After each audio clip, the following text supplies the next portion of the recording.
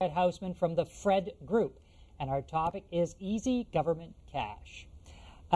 We were talking about shreds in the last last part of the program, and now there's also IRAPs. Yes. That's Industrial Research Assistance Program. Exactly. How does the IRAP differ from a shred? So what probably the easiest way to kind of view how they're different is sort of along the timeline of when the work happens. With the shred SR&ED tax credit, that really happens kind of after the work is done. So at the end of your tax year, you'll look back and you'll say, okay, this qualifies, this doesn't qualify, and you'll work out your claim, and then you'll get your money. With IRAP, it happens during the time period. So you'll have an idea or a concept of something you'd like to do, and then you'll work with the IRAP folks. You'll work with one of their advisors, and you'll put together sort of a plan to kind of conduct the research, and then they'll approve it and that sort of thing. So that's sort of how it works. Now so would that be classified as pre-funding, or so I'm looking at this shreds kind of at the end of the game when you've done everything, then you go back and get the money, and IRAP is as you're playing the game. Is that a fair assessment? In order to play the game. In order to play typically. The game. And now typically though you have to come up with 25% of the money that then IRAP will then pitch in the rest for the project if it's approved. Also there's no double dipping between the shred and the IRAP. Oh, okay. So if you get an IRAP claim and then after it's all done you're ready for your shred claim, that IRAP will be deducted out of the shred claim.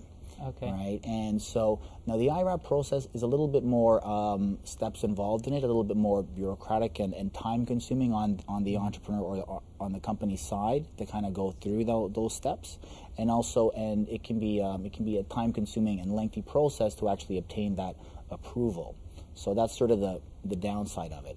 But is it the same type of programs or same type of projects that qualify for IRAP and shred? Exactly. It's the same types of things that the government is trying to incent. They're trying to incent, pushing technology forward, trying to solve problems that are not readily known. Those sorts of things. So why wouldn't I always go for an IRAP and then a shred at the end, provided I'm not double dipping? Yes. Why wouldn't I always want to start off with an IRAP program? Is it more difficult? You mentioned it's a little bit more bureaucratic. Yeah. But with an expert like you helping me along, why wouldn't I always do that? Well, in many cases, it is more difficult to obtain IRAP funding, and it is a little bit more time sensitive. So really, IRAP is sort of best when you're really under the gun, where you cannot do the R&D without that additional money. Mm-hmm. That's usually the best circumstance for that, right? So you typically can't do IRAP without having any money or doing a project, because you have to contribute in most cases some money towards that. Okay. Right? So if I don't have the money, I mean that might be a little bit of a difficult thing to do. Exactly. Better I should spend it and then get the shred. Do I get more money with a shred as opposed to an IRAP? Yes, you would. I would. Yes, you would. So if I can fund the project all the way through to the end, then it's a better investment for me because I'm going to get more money back at the end. Yes. Okay. Yes. Who qualifies for these programs, shreds and IRAPs? Sure. So for IRAP is specifically intended for companies that are up to 500 employees, right? Canadian-controlled private corporations, and typically, I believe, close to 80% of the IRAP claimants have 50 or less employees, right? And I think 60% have 20 or less, right? So it's really meant for kind of the smaller kind of startup where they don't have other resources for. And how about for the shred program? Who qualifies for that? So for shred, basically any company in Canada performing qualifying work, any Canadian company performing qualifying work. So what are some of the, when you walk into an establishment and they want to apply for a shred, and you come in, you start looking around, you say, you should have done this and you should have done that. You spoke about the wages. What about the records that that need to be kept? Like, what are some hints that you can give to the audience? They're thinking about these programs. What are some of the tips that you could give them to better prepare themselves when it comes time to make one of these claims? That's actually a great point, David, because one of the trends right now that's happening is the CRA is putting a lot more emphasis on supporting documentation, right? So typically, when you file a claim, where the more scrutiny or where the pushback will occur won't necessarily be on the technical issues, right?